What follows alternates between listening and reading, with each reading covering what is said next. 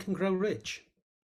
And the whole purpose of this is to take a chapter each time and really go into an in-depth look at what Napoleon Hill was actually saying in his book, Think and Grow Rich.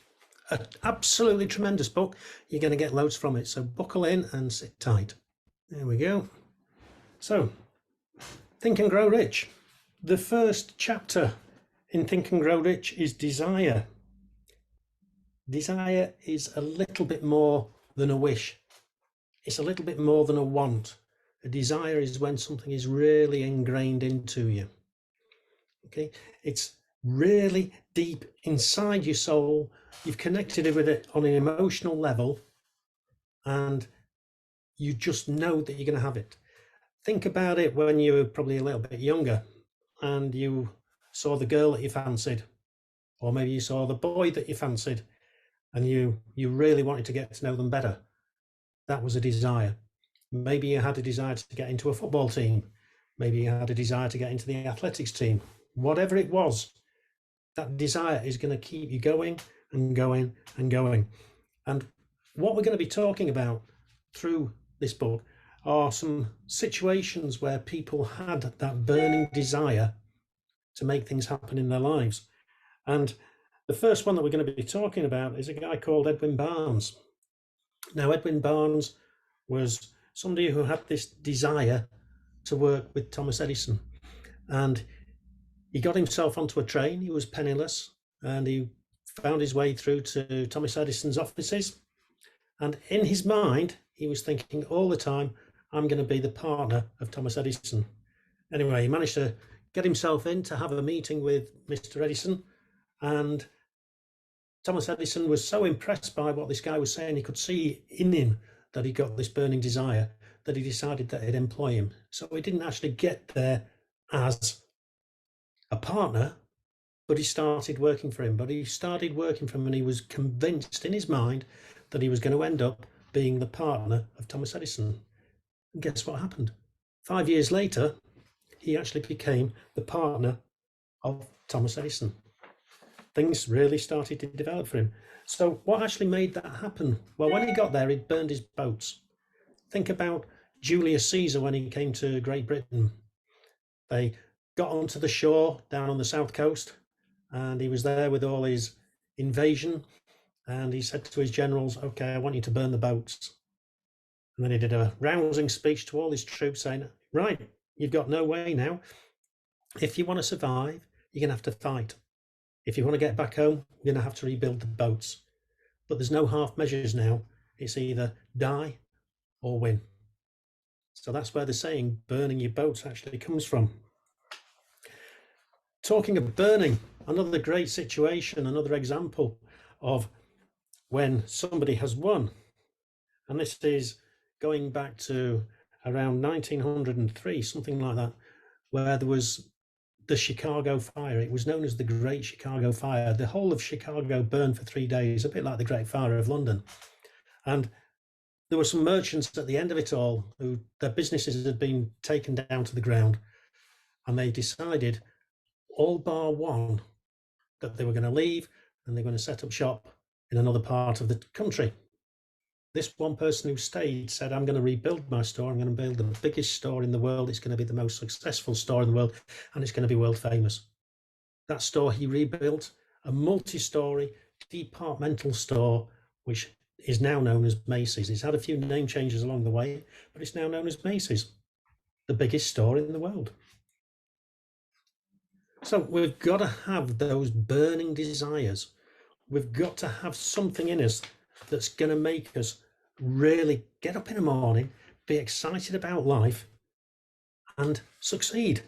Because you're going to be facing lots of challenges. This isn't going to be an easy ride for you.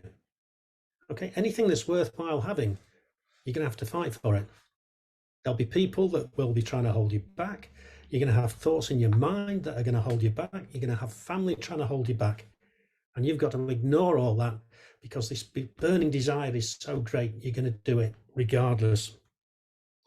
So let's just give you a few more examples of people who actually fought through that adversity and turned it into a winning situation for them.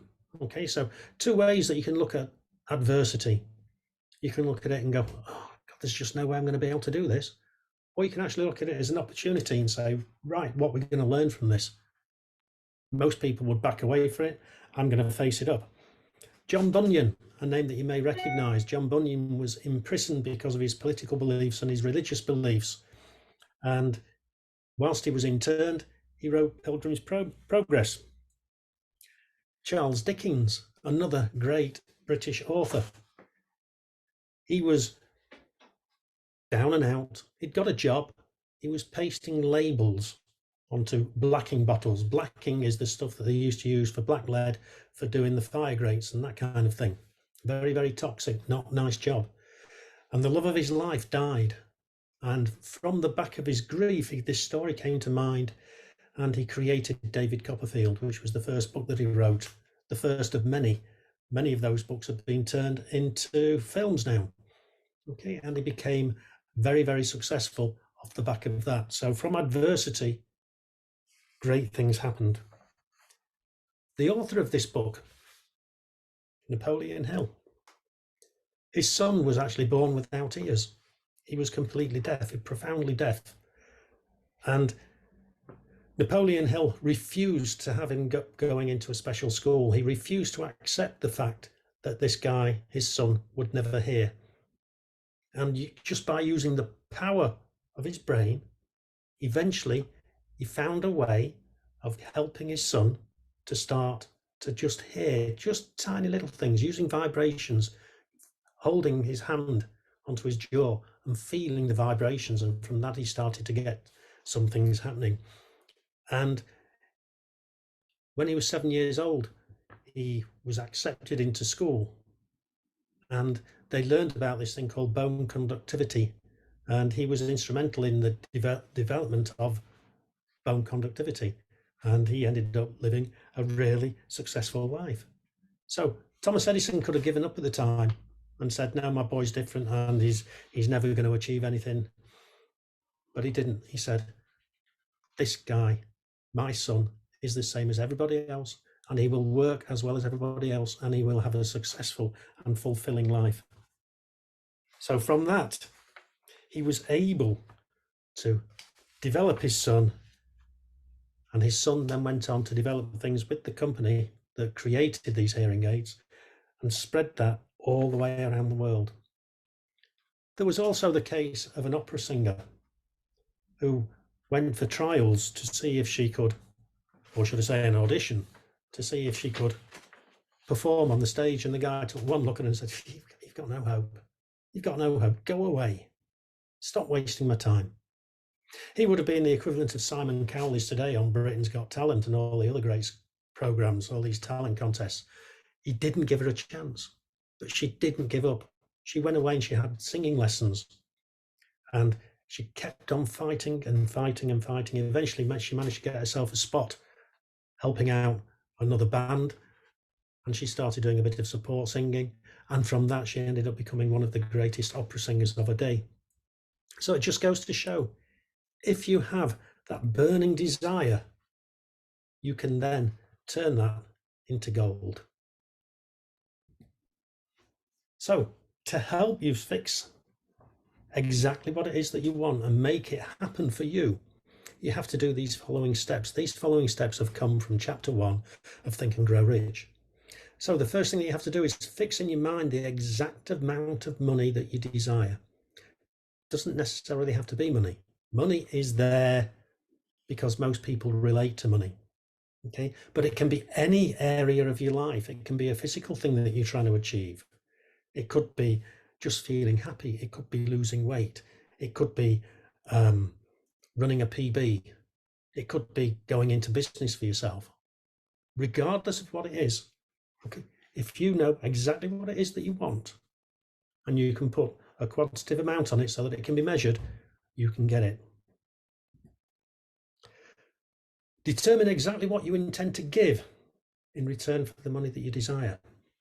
So to get something back, we have to give something first. If you've ever heard the story of the water pump, you have to prime the water pump before you can get something out of it. If you open a matchbox, you can create a massive fire from the matchbox. But if there's no matches in it and they've got to have been put in before you can use them, there's nothing there. Everything that we do, everything that's successful, we have to put something in to get it started. So what are you going to give up to get what it is that you want in life? You're going to have to think about this. It might be more time. It might be money that you're going to have to go and invest in something. You may have to go away and learn new skills. What is it that you're going to give up? What is it that you're prepared to give up to get this burning desire, something that's burning red hot right in your chest?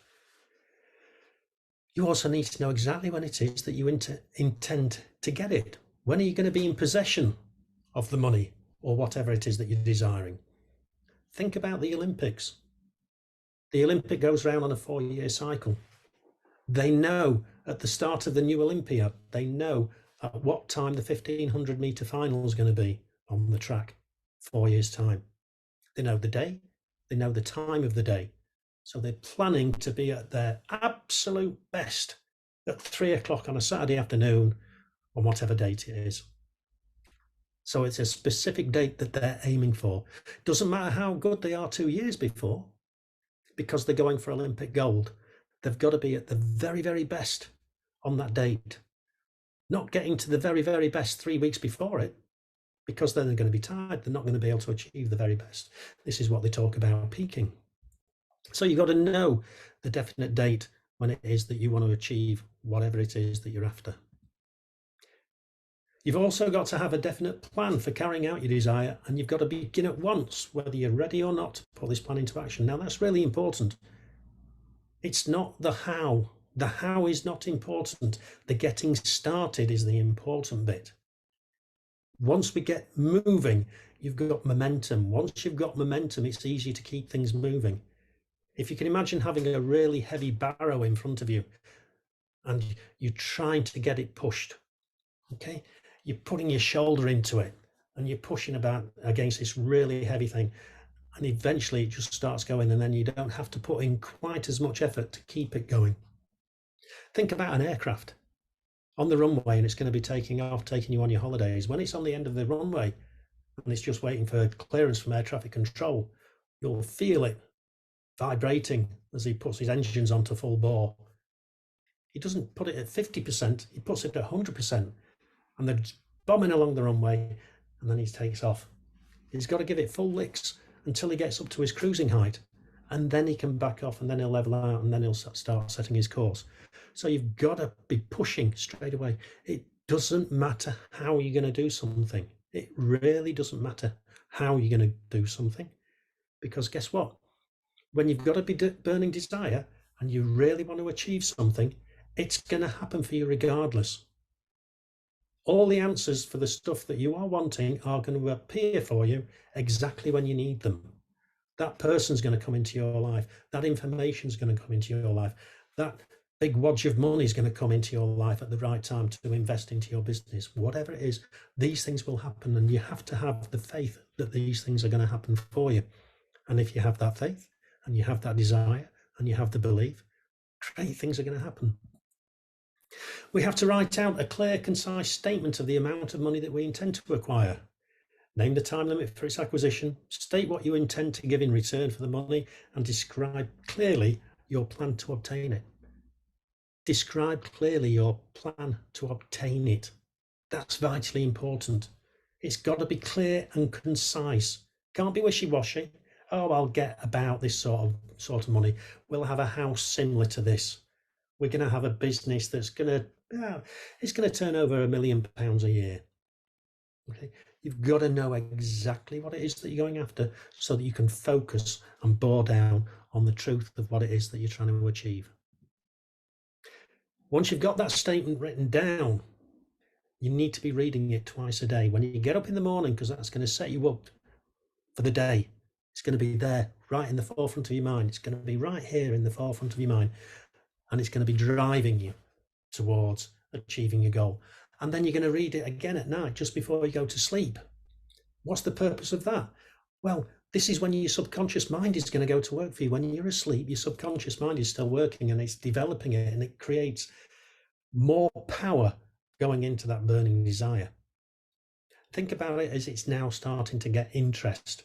Might have started off as just a little spark, but it's getting bigger and bigger, and it's going to turn into an inferno. As you read it, see, feel, and believe that you've already got it. You have to act as though you're already in possession of it.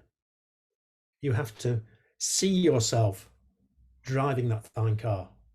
See yourself living in that house that's got a half-mile driveway. See yourself doing whatever it is. Think about sports people again, particularly people that are like the bobsleigh drivers in the Winter Olympics. You'll see them at the start before they get to go and push themselves down 80 miles an hour down a nice runway. Okay. But you'll see the driver, and he'll be there with his eyes closed, and he'll be visualizing all the turns that he's going to be going through. If he's doing that, he's mentally rehearsing what he's going to be doing at the actual time. Golfers are renowned for visualizing the shot. So they're aiming for a hole that's about 4 inches across.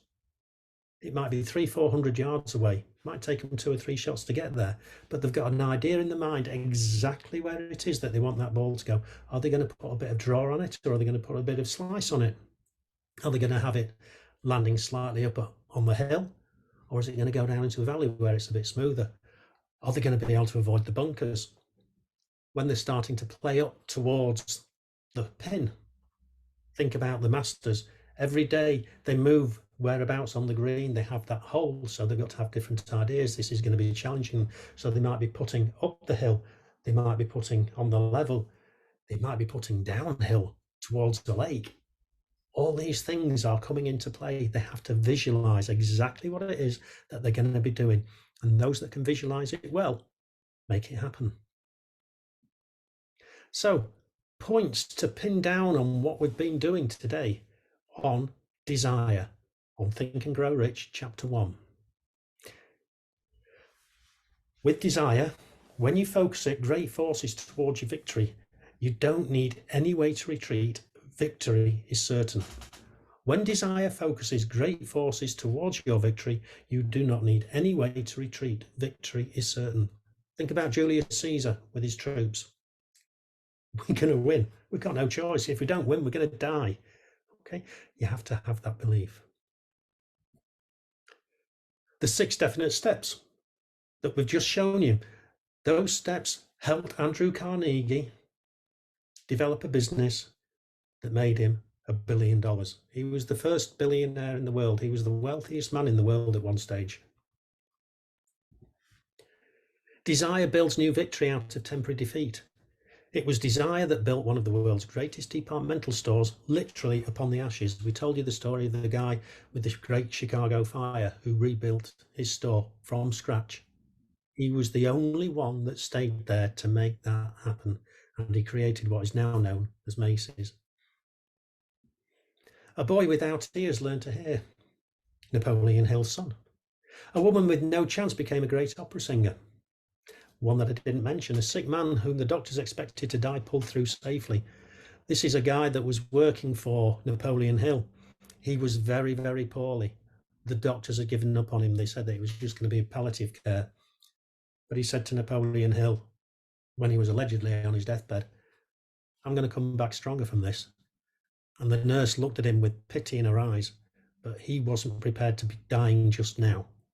And he actually walked out of the hospital. So, when we've got people that can achieve these extraordinary things, we may look at them and go, but they're different, they're special. Every one of us is special. Every one of us have got the possibilities to create whatever it is that we want in life. Desire was the force that aided these people with some strange but natural mental chemistry. Think about the mind and the body just being like a chemistry set. When we put things into action, it causes a chain reaction. When it's working in the positive way, we're going to get positive results. If we allow the negative to come in, we're going to get negative results. We have to start believing. We have to start moving forwards. There are no limitations to the mind except those that we acknowledge. That's just so vital for you to understand. Whatever the mind of man can conceive and believe, he can achieve. If you can see it, you can achieve it. Everything that we've got around us. Okay, let me have a look behind me. This lovely little timer. Okay, we'll be using that in further ones, but that started off as an idea in somebody's head.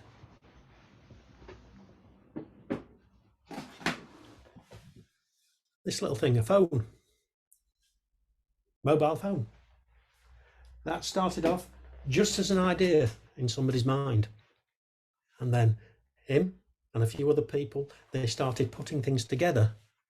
And now that simple little mobile phone has got more computing power in it than the Apollo spacecraft did that went all the way to the moon and came back again. This is how much things have developed now. Our lives are there in our phone. Do you realize that with our phone, we can press numbers and we can speak to somebody on the other side of the world? I'm old enough to remember when you used to be connected to a cord. I can remember the times when you used to be going to the public phone box and having to put 2p pieces in and 10p pieces, and you'd have them all lined up ready, because if you didn't get your money in quick enough, you'd get cut off.